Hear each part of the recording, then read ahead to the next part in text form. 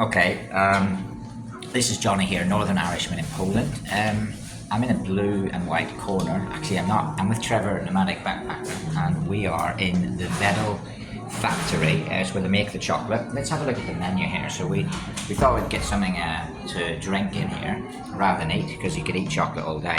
So I've gone for the special. I call it the special. It's the Maestro recommends milk chocolate with blackcurrant puree, caramel with sea salt and whipped cream. 200 millilitres, 27.5 zloty. That's what it looks like in the menu here, in this wee cafe part.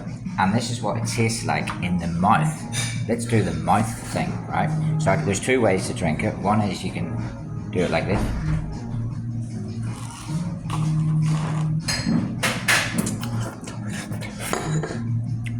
Which is delicious. It's got blackcurrant twang. The other way to drink it is not actually to drink it, is to use a spoon and spoon feed yourself like that. So I recommend it. Come and see Wedel. It's in Prague. There's a wee shop in here as well. There's a gift shop.